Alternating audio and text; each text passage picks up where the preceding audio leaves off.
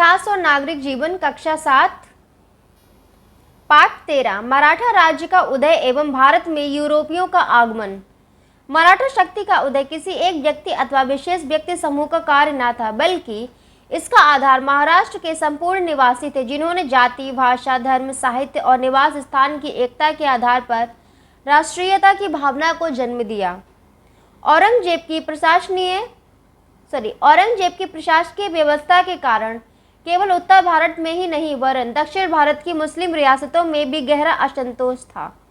सोई हुई मराठा जाति को रामदास, तुकाराम, श्री एकनाथ जैसे संतों ने एक भाषा, एक ही प्रकार के रीति रिवाज और एक सी जीवन पद्धति की भावना उत्पन्न करके एक सूत्र में बांध दिया। मराठों में राष्ट्रीय भावना का संचार करने के लिए शिवाजी के रूप में मराठों को एक वीर योद्धा का नेता मिल गया। शिवाजी ने मराठों को संगठित करके दक्षिण में स्वतंत्र राज्य की स्थापना की।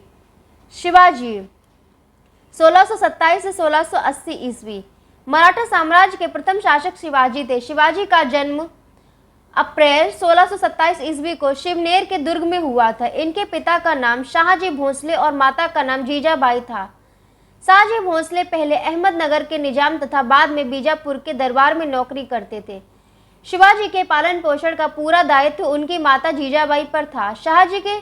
शाहजी ने शिवाजी को अपनी एक जागीर पुणे दे रखी थी। शिवाजी साहसी थे और सोचते थे कि वह दूसरे राजाओं की सेवा क्यों करें, खुद का राज्य क्यों न बना लें। मराठों का अलग राज्य बनाने का उद्देश्य लेकर शिवाजी 18 साल की उम्र से ही सेना इकट्ठी करने लगे।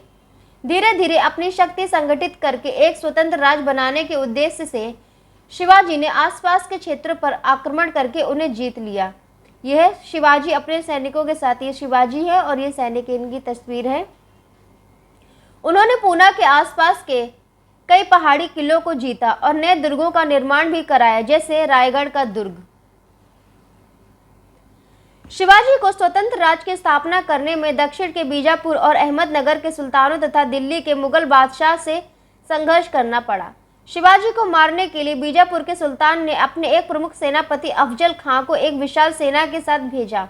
अफजल खां ने शिवाजी को मारने के लिए चालाकी से उन्हें अपने तंबू में बुलाया। आइए अब आगे की कहानी पढ़ें।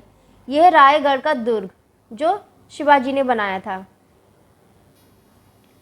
अफजल खां अपने पहरेदारों के साथ पालकी में बैठकर शिवाजी से मिलने चल दिए। ये जा रहे हैं। शिवाजी ने कहा था, सेना मत लाना, डरपोक कहीं का।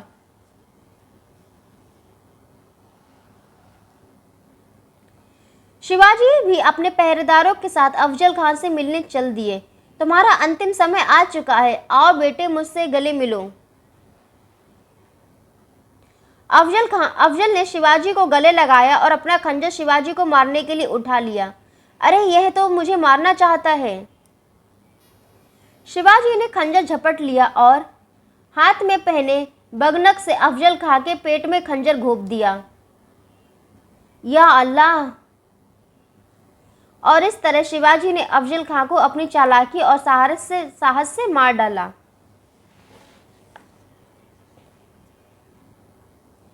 शिवाजी को नियंत्रित करने के लिए मुगल बादशाह औरंगजेब ने सूबेदार शाइस्ता खां को भेजा। शिवाजी ने इसे भी परास्त कर दिया। इसके बाद औरंगजेब ने जयसिंह को शिवाजी के पास भेजा। जयसिंह के समझाने बुझाने और औरंगजेब से संधि करने के लिए शिवाजी औरंगजेब के दरबार में गए। वह शिवाजी के स्वतंत्र व्यवहार से वह असंतुष्ट हो गया और उसने शिवाजी को कैद कर लिया। शिवाजी औरंगजेब की इस कैद से एक योजना बनाकर निकल गए। इसके बाद उन्होंने 1670 ईस्वी में सूरत पर आक्रमण करके बहुत सी संपत्ति इकट्ठी कर ली।